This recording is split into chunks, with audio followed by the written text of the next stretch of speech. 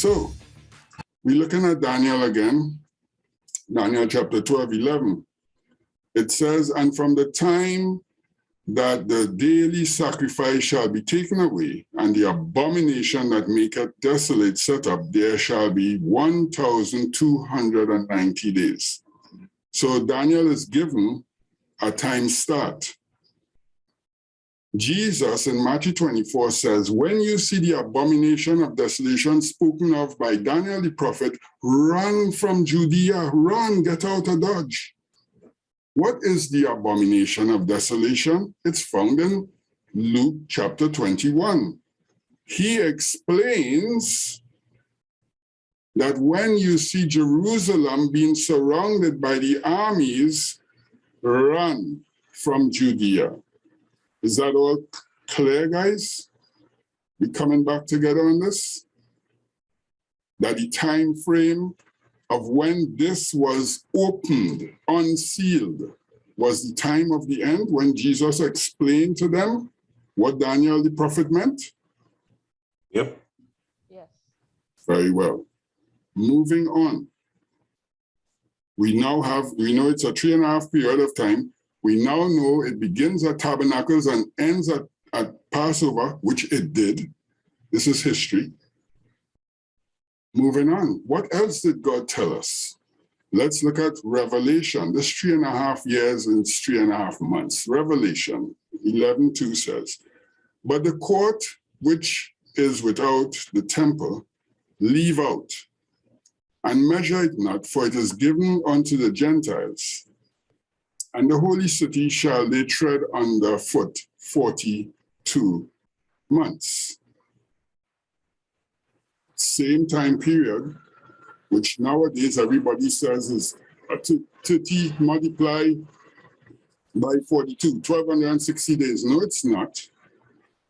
As we saw this morning, God gives the finite time in days, and the months are relative. Of course, it will be 42 months, but it's not 42 months of 30 days apiece. Time has never changed since he set it in motion in Genesis. And so 42 months is still 42 months, regardless of the length of them. It's still 42 months. When he gives it in day, you get the exact amount of days. So there's no, it's not that I'm saying that it's not 42 months. I'm just saying it's not 42 exact 30-day months. It's whatever it was, 42 months, which equated to 1,260 days. So some would be 29, some would be 30. It could have, the last one could have been 3 days after the 42 months started. It's still 42 months. Yeah, I said then I'm understanding now that the 42 months, when spoke now 42 months, it's different from when 200 days. Because 1,260 days is specific days, but the 42 months could fall less than that amount of days because we're dealing with months and not days. Right. It could be less or more depending on the months, the literal physical months that occurred that year. So some would be 29 days, some would be 30 days. That's how the Jewish months were, because they're following the new moon for each month. But so what Jesus is saying, in other words, let me break it down for you. So it's simple. First, in Daniel 7, he gave 3.5 years. Relative time, 3.5 years. Second, he gave appointed times. So now he comes back and tell you when it's starting and when it's finishing. Now in Revelation, he says 42 months. In other words, let's just say it had some years, in the Jewish calendar have a leap year with 13 months in it, like this year actually. It didn't have a leap year that year. So he's given them more details because it will be 12-month years. The 3.5 years will be 12-month years. But is it exactly 30 days a month? No. When he gives it in days, now you could do it, you can count the days literally. From the start to the finish. So from the Feast of Feast of Tabernacles, guys, go do your due diligence. Read Josephus. He doesn't say exact. He just says from the fall, which is the fall feast of that year, AD 66, counted down to Passover in AD 70. AD 70, and then at 30 days when the city fell, and you get 1290 days. God gave it in months, he gave it in years, he gave it in days. Okay. All the same date commanders that he set up in Genesis. These are what he set up in motion in Genesis. He didn't come and change it. He used the same setup to give the prophecy. So there is no 42 months that is exactly 30 days. He's just saying how much months it is. Revelation 13:5, and there was given unto him a mouth speaking great things and blasphemies, and power was given unto him to continue 42 months. So in both in 13 and 11, he gives the time frame in months. Same 3.5 years, but he's given it in months. Now let's get down to the nitty-gritty days. 3.5 years in days. He is now giving us the exact time. He gave us the exact beginning and ending, but he saying it in the appointed times. Now, exact time in days. Watch this. And I will give power unto my 2 witnesses, and they shall prophesy 1,260 days, clothed in sackcloth. The people who are getting Revelation's prophecy, God is not telling them something that you could multiply by thousands of years, hundreds of days, a year, and they reaching somewhere down in something in 1790. Really? Is that what God is doing here, to confuse the 7 churches in Asia? Come on. I'm giving you guys a revelation. So I'm sending it through the angels, the revelation of Jesus to John. But really, I'm really trying to confuse your skin, because what I'm telling you about, he knows nothing about it. It didn't have such a thing as a pope.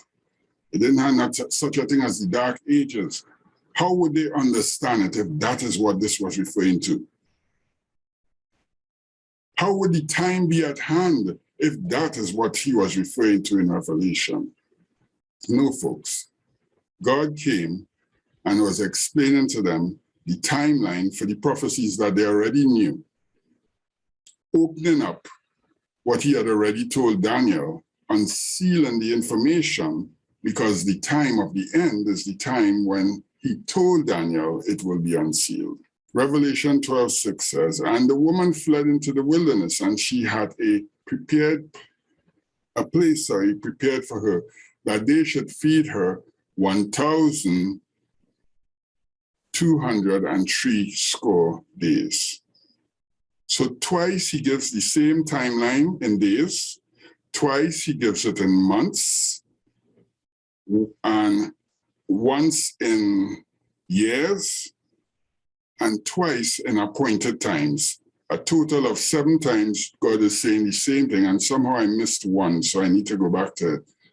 God is saying the same thing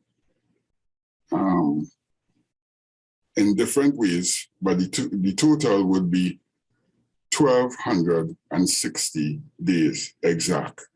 The one I missed out was this one in Revelation 12. I think that's when we got sidetracked a bit. So let's go back to it, because it's important that you see it in the New Testament.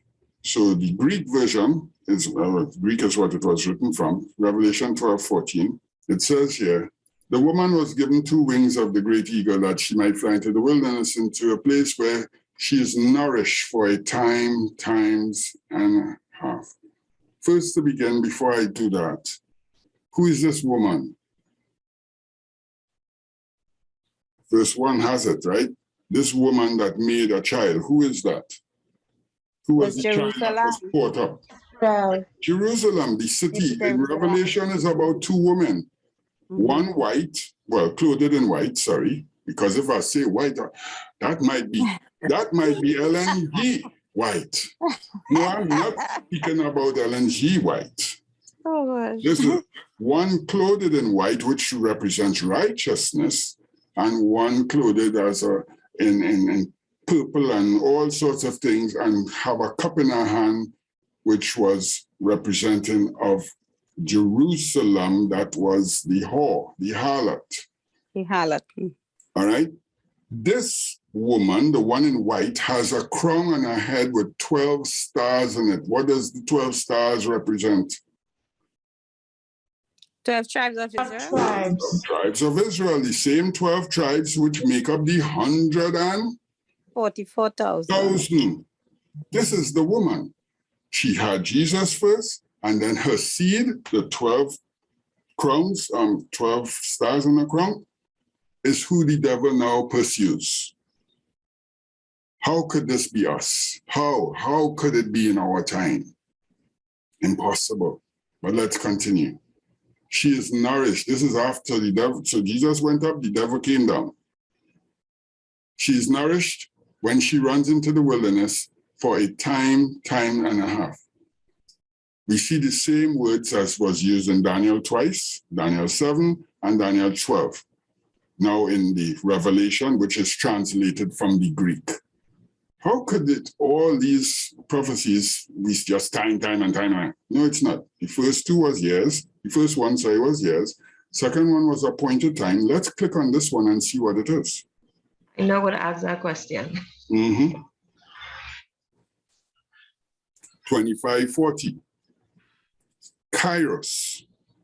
This word, just like 4150, which is the Hebrew equivalent, means a special measure of time, a due measure of time, a fixed and definite time.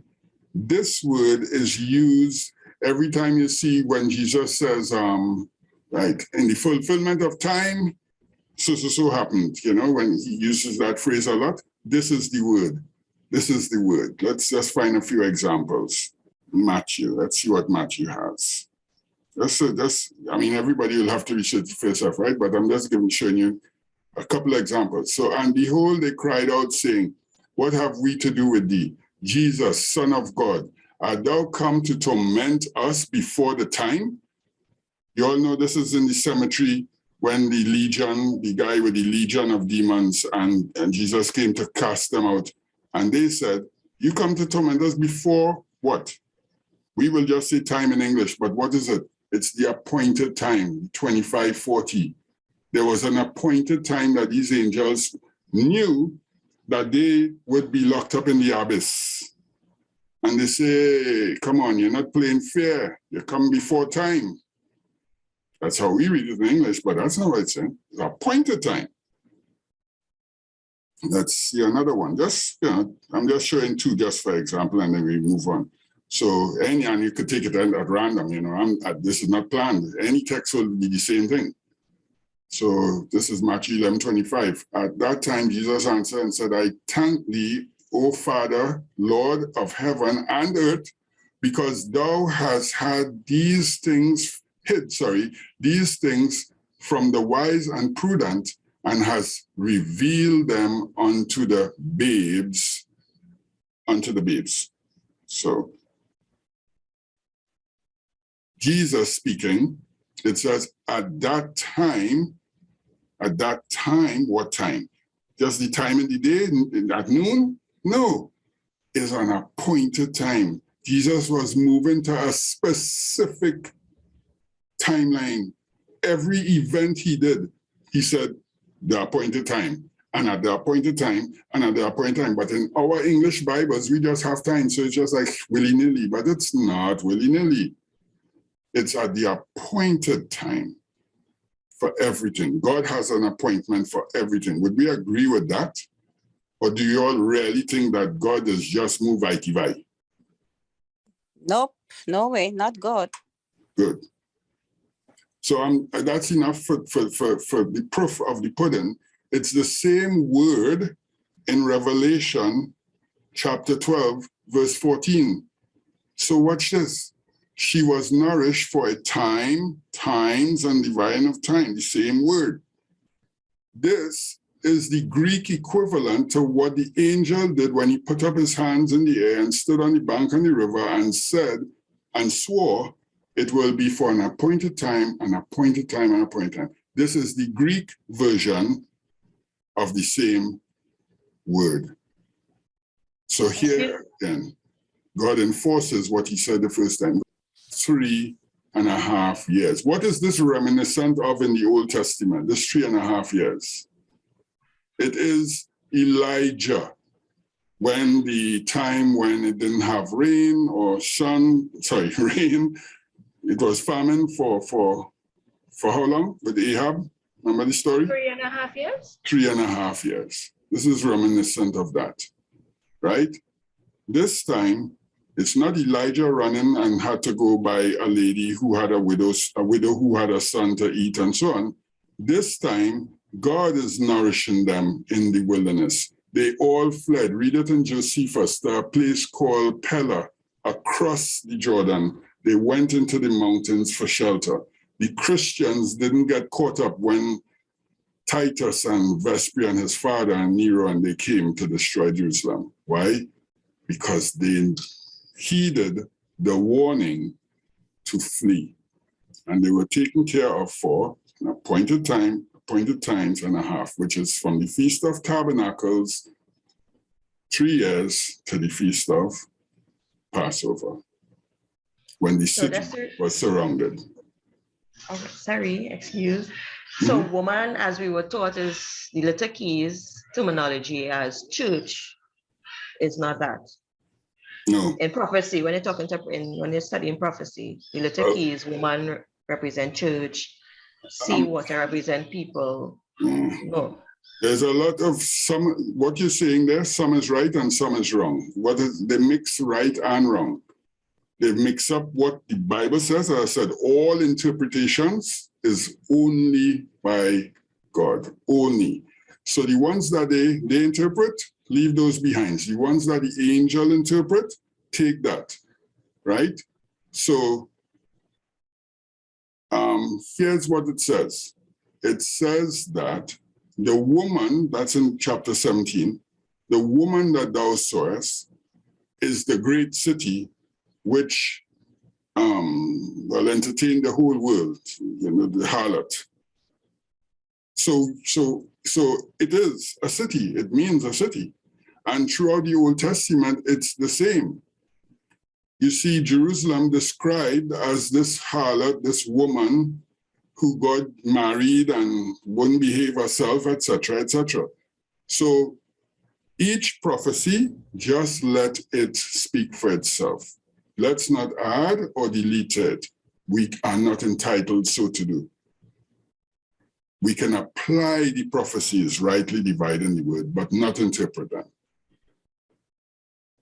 Is that okay? So in this case, the woman, which has the 12 crowns on her head, represents the 12 tribes of Israel, which were sealed. The devil pursued them for a time and divine time, but God nourished them just as he did with Elijah. And that's it for now. Again, I just want to stick with the timeline, guys. I know this information is jumping at you guys and it's a lot to take in and so on and so on. But if we don't get to the timeline bit, the conclusion, we would have missed everything. The wise understood. Daniel chapter 12, 8 and 10. 8 to 10, sorry. The wise understood. Watch this. And I heard, this is Daniel, but I understood not. Then said I, O my Lord, what shall be the end of these things? And he said, go thy way, Daniel, for the words are closed up and sealed till the time of the end. Again, Jesus unsealed it, clearly proven when the time of the end was. Because if Jesus says, when you see what Daniel spoke about, know to run and so on, and it was referring to the destruction of Jerusalem and not one stone left upon another, if that wasn't the time of the end, then what is? He unsealed it. Many shall be purified and made white. It says and in the King James, and tried. But the wicked shall do wickedly, and none of the wicked shall understand. But the wise shall understand. You know what this is saying to us? And by the way, go, you do your own Strong's research and you'll see why I have there by refining. Not only does it say that you'll be refined in chapter 13 of Revelation by the trials that the beast will put on them, but it says here, the word that is translated tried is refining. That's what it means. Okay, so that's why I just changed it, just so that we could get the depth of what it's saying. Many shall be purified and made white by refining. It's like going through the fires to be refined. But the wicked, they shall continue to be wicked. Does that ring a bell? Does that text that, does that ring a bell for some of us guys? A text that literally spells it out? Okay, let's read it in Revelation 22, 10 and 11. And he said unto me, seal not the sayings of the prophecy of this book, for the time is far away. Revelation, the time is far away. No. Not far away. Time is close. Yeah. He that is unjust, let him be unjust still. And he which is filthy, let him be filthy still. Haven't we heard this quote many times in church? He that is righteous, let him be righteous still. And he that is holy, let him be holy still. They quote it in church all the time, but what is it referring to? The probation. It's referring to this. Yeah, the probation of that age. Closing up. They even use that word naivus. That word isn't found in the Bible. I'm scared. While I know what you are saying, I'm scared to use it because of the connotations of it. All right? Here is the answer. It says, many will be in Daniel. This is way back in Daniel. It says, many will be purified and made white, but the wicked, they will continue to do wickedly. They will never understand. This prophecy here, they wouldn't understand it. Why do you think millions of Jews perished in Jerusalem? Is it because they understood it? If they all understood the signal, when you see the city being surrounded, run, how many Jews would be there to be destroyed when Titus and them came? None, they would have run for their lives. Exactly. But the wise, they understood and they ran. That's why Paul said in Thessalonians, we are not going to be caught like thief in the night syndrome. We who are wise, we who have light, know exactly what's coming. It's only those who are in darkness will be caught with their pants down, proverbially. And that's what the text means. Only 4 disciples, Mark, Peter, James, John, and Andrew. These are the 4 disciples he's speaking to. You'll find that in Mark chapter 13. Only 4 of them he's speaking to right now. So when he says, when ye therefore see the abomination, was he speaking to David Buffon? No. Thank you. No. Dion, your mic speaking. Yeah, the mic working now, so you can say what you have to say. Well, basically, I wanted to say, because there's a lot of new people, is the perspective, I think that's having people a little difficulty understanding what we're talking. This is a history lesson. Yes.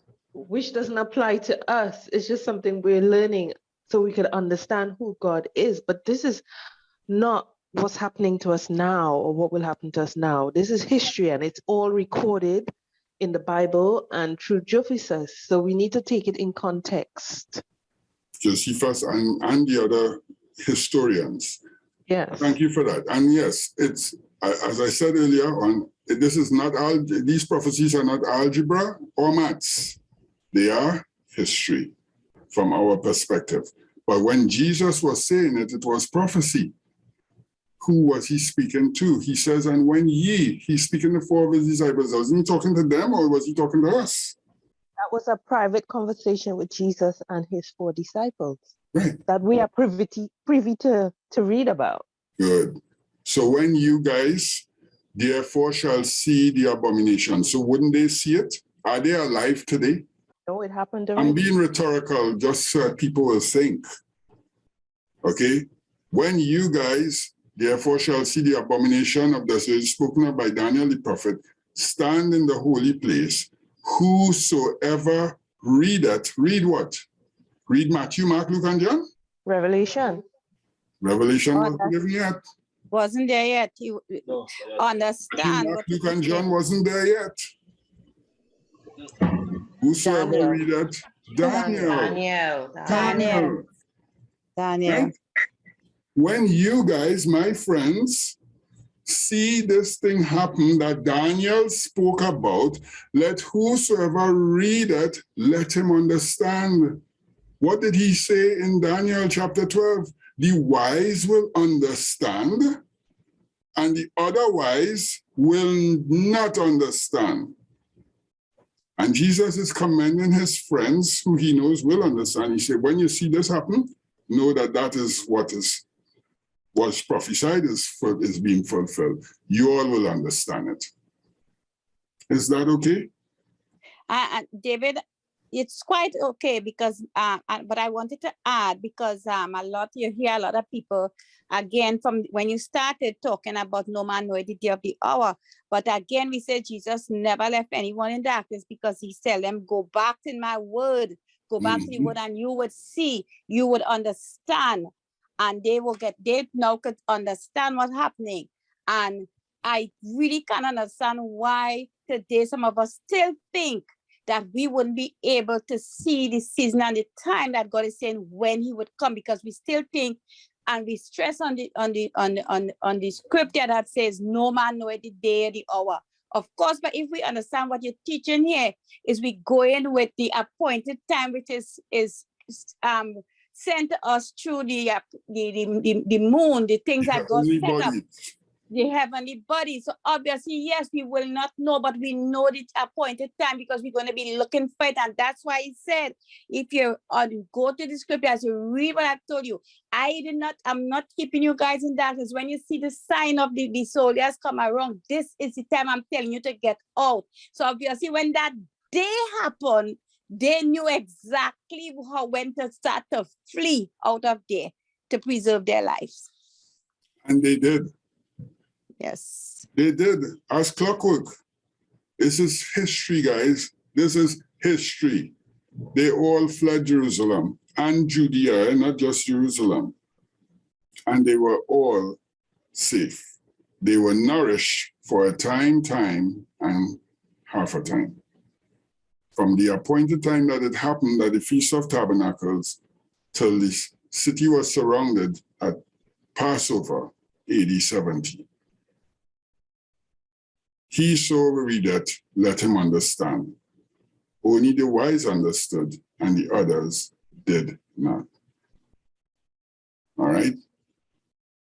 Let's continue and bring this to a conclusion. Is God's year 364 days long? Here's what it says. Jubilee 6, 25 to 32 and 38. And on the new moon of the first month, he was bidden to make for himself an ark. And on that day, the earth became dry, and he opened the ark and saw the earth. And on the new moon of the fourth month, and the mouths of the depths of the abyss beneath were closed. And on the new moon of the seventh month, all the mouths of the abysses were opened, and the waters began to descend. And the new moon of the 10th month, the tops of the mountains were seen, and Noah was glad. And on this account, he ordained for himself as feasts for a memorial forever.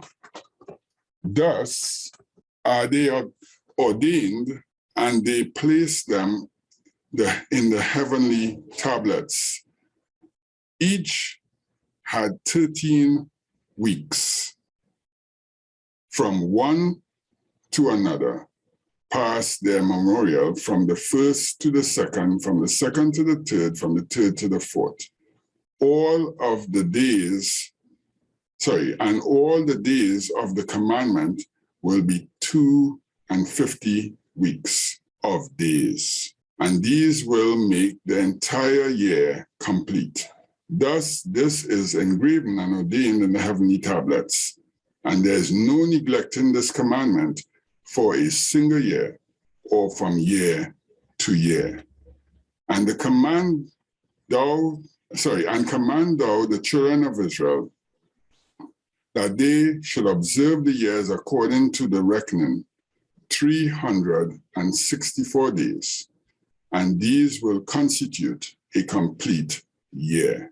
They will not disturb its time from its days and from its feasts, for everything will fall out in them according to their testimony, and they will not leave out any day nor disturb any feast. For this reason I command and I testify to thee, that thou mayest testify to them, for after thy death thy children will disturb them, and so after thy death thy children will disturb them, so they will not make the 364 days only. And for this reason, they will go wrong as to the new moons and the seasons and the Sabbaths and the festivals, and they will eat all kinds of blood with all kinds of flesh. And this happened just as is prophesied here. We know that Noah's son started to eat blood as soon as he died, or the meat with the blood in it, put it that way. And to this day, we have years that are 365 days and a quarter. And in a leap year, 366. But here, Jubilees are saying that a year comprises of 4 quarters, each 13 weeks long, which makes for a 52-week year, totaling 364 days. And he told them, this is how I want you to keep it so that all your feasts will line up correctly.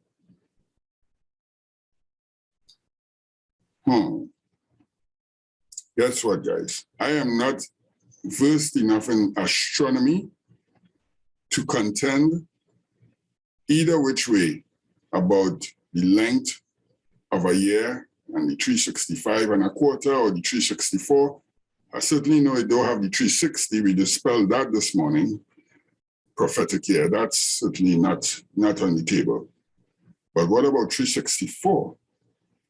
All I want to present this morning is that if there is such a thing as what we are reading here, and this is what we're reading, so I'm going with it, then all of these years that we are counting, in other words, we have been adding a day and a quarter for a long time. And so if you think you're in year, let's say 3,995, if we use the maths of God with 364 for a year, which seems to me to be more godly because he works in such precision. Where did this quarter come from? God works in, such precise numbers that it makes much more sense. But at the end of the day, the moon hasn't stopped shining and going down and coming up. The months are there for us to count. Let's read it from Enoch and then we close off this. Enoch 8:11 says, 4 conductors of them first enter who separate the 4 quarters of the year.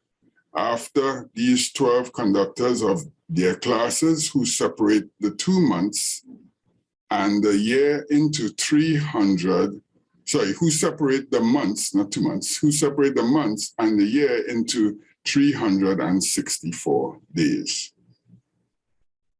So Enoch said, this is long before Moses, that the year was divided in 364 days. Moses comes and says that it was told to Noah that the year was 364 days. And Noah is a great-grandson of Enoch. So, if Enoch is on that, then Noah was on the same. What happened to us? Where did we get off and reach with 365 and a quarter? Now, that's what science tells us. But I believe that God is still counting time with 364 days a year. And so again, when people come and say, we are in this year, and you could check from Adam to now, and you'll get exactly 6,000 years, and so on and so on. How could we be so cocksure when there has been so much interference with time and the calendar and so on and so on? It's impossible to synchronize that track. That being said, without being able to synchronize it and say exactly what year we are in, I think we can all agree the time is running out for this earth. And it's about time for God to return, Jesus to return, and all this stressing and fussing and fighting be done with.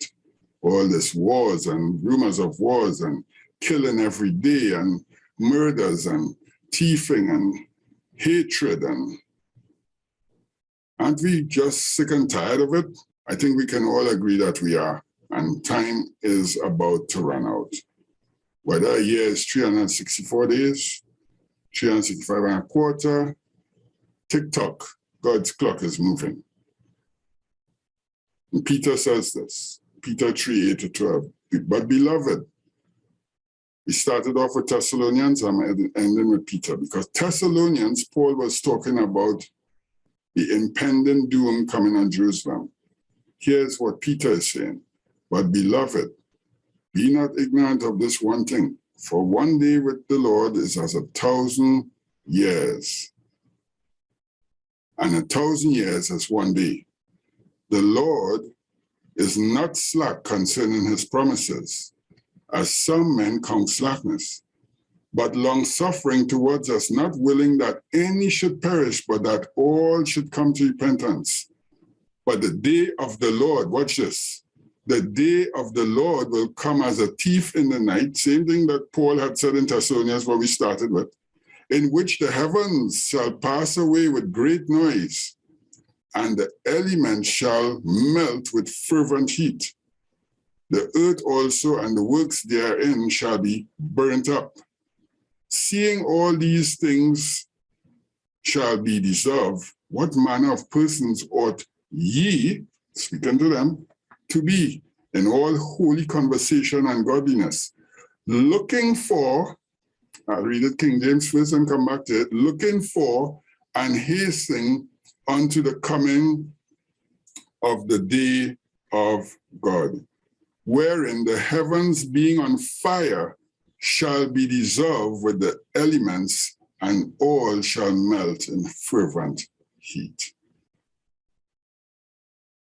We started off with Thessalonians, Paul speaking to the Thessalonians and telling them that, you know, a day of tribulation is coming, and when that day comes, that wrath wasn't for us, and we will know when to get out of the dodge, etc., etc.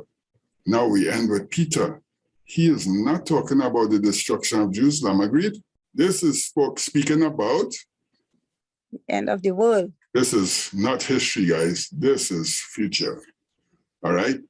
But watch this verse here. It says, and hastening on the coming of the Lord. So many churches have picked up on that and go, we want to hasten the coming. So, you know, you have to go and give out tracts and take an umbrella and go from house to house like Jehovah's Witness and throw up a crusade so we could hasten the coming of the Lord.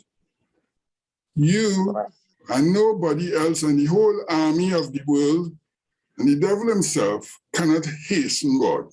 God have an appointed time. Thank you. All right. Again, bad interpretation. Guys, click on the word. Check it out. Here's what it means. The word that is translated hasten means to look for, to eagerly and expectantly look for something.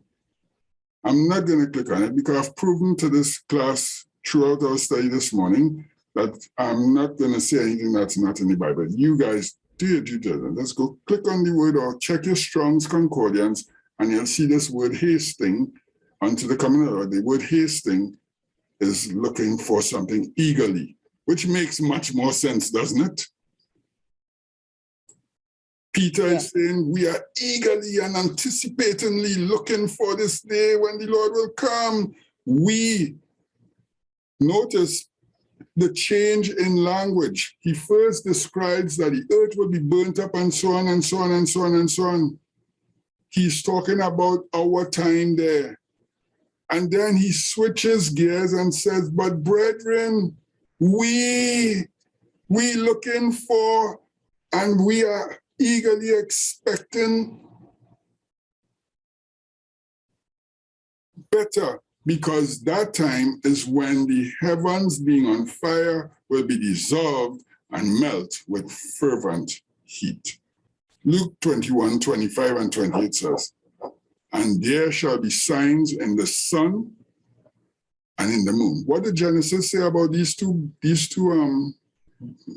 bodies in the sky? What did Genesis say about them? They shall be before even say, let them rule the day and the night. What did we read this morning? Signs, they're for signs, they're for seasons, and for days and months. And now in Luke, Jesus says, talking about this time when Jerusalem will be destroyed, he says, and there shall be signs in the sun and in the moon and in the stars, and upon the earth distress of nations, with perplexity, the sea and the waves roaring. So everybody reads this text and says, you see what's going on in Ukraine? Yeah, you see what went on in World War II? Yeah, you see what went on in World War I? Yeah, you see what went on in Afghanistan? Oh, give me a break. Every time there's a war, it's this text. How could that be so? How could this text be all of those things, guys? Don't be fooled.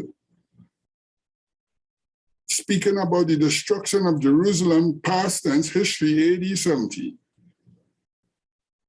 Those who had eyes to see would have seen the signs.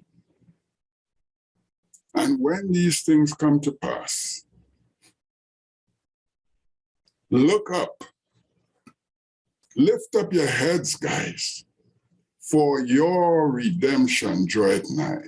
Jesus in Luke 21, 25, and 28 was not speaking to just his 44 close apostles. The story in Luke is he's in the temple speaking to the people, the masses. This particular, so Matthew and Mark, we did this covered this in the last couple of studies where we spoke about this, so check back those videos if you need to. Matthew and Mark was on the Mount of Olives. It's the same detailed discussion, but it's a different place. Now he is talking it in Luke, it's in the temple itself. And he's surrounded by people and telling them this. And he says, and when you see these things, that is the abomination of desolation, as spoken of by Daniel the prophet, etc., etc. When you see these things begin to come to pass, guys, look up, not look down. Look up, for your redemption draweth nigh. Now, what is redemption to our Israelite? They would immediately associate with when Moses came to Pharaoh.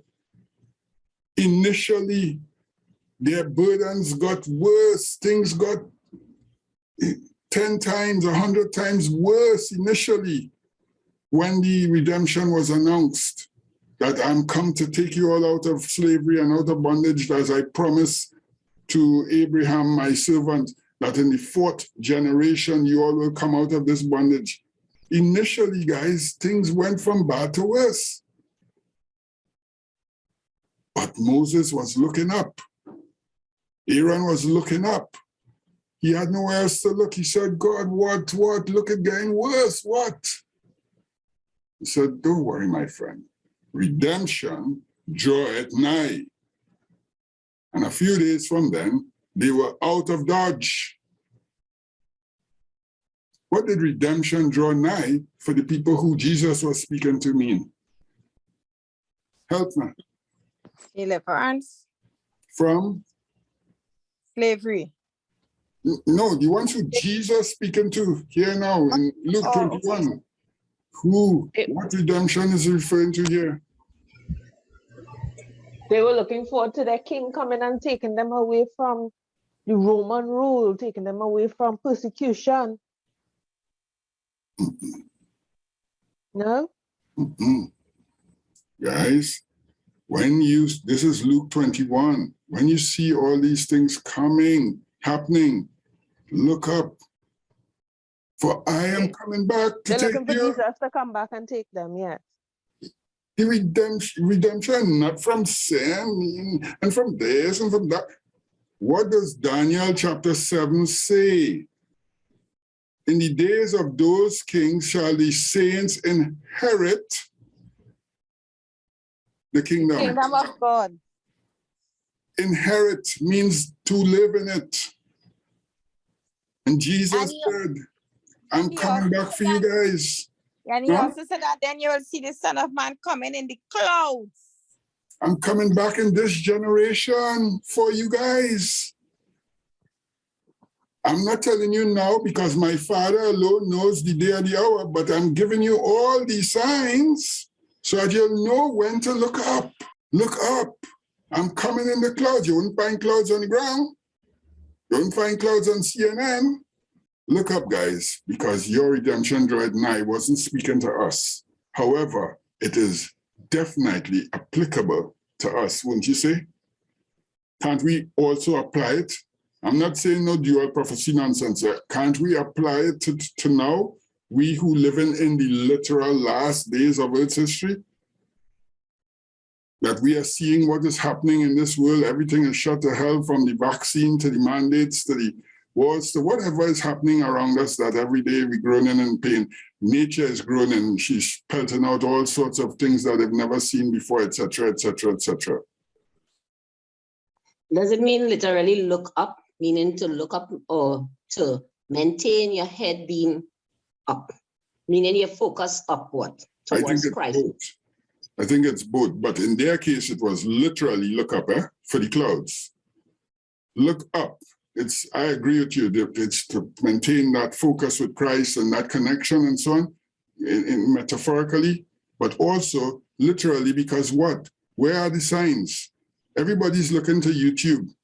Where are the signs? Where are the signs that God set up from Genesis? Come on, help me. In the sky, the In moon. the sky, it's the sun and the moon.